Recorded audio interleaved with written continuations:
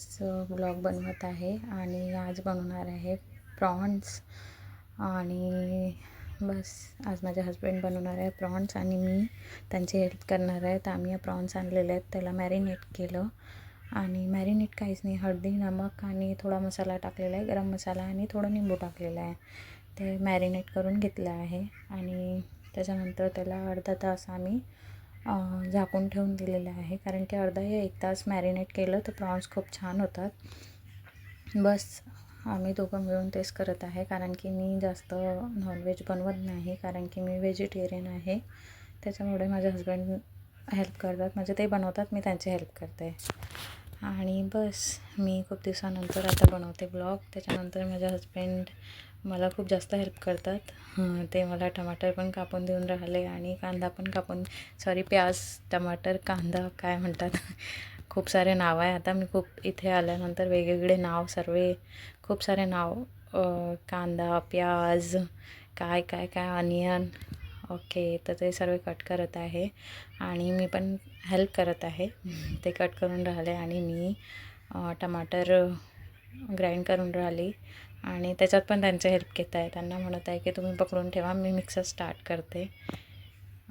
बस चालू आहे आमची आज.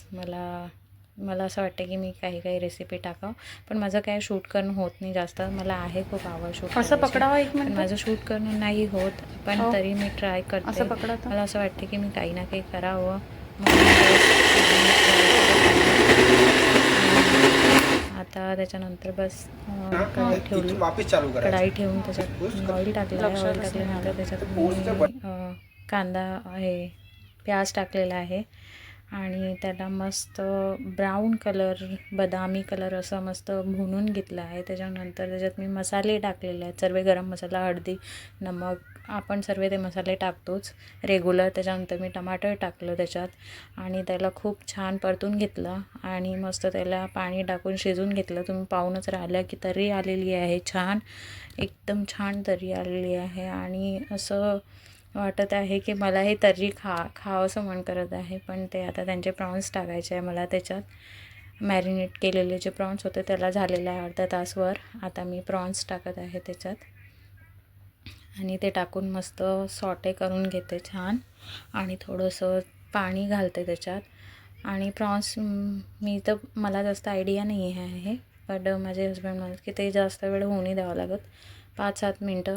त्याच्यानंतर मी गरम चपाती केली आणि त्यांना दिले. ते म्हणत खूप छान झाले. आणि मी संध्याकाळी शिवांशीला खाली घेऊन गेली होती. तिला माती एवढी आवडते की पूर्ण टाईम ती मातीत खेळत राहते, इथून तिथे आणि खूप एन्जॉय करते. बस आजचं हे रेसिपीचा ब्लॉग कसा वाटला मला सांग जा. असेच टाकत राहणार मी छोटे ब्लॉग्स.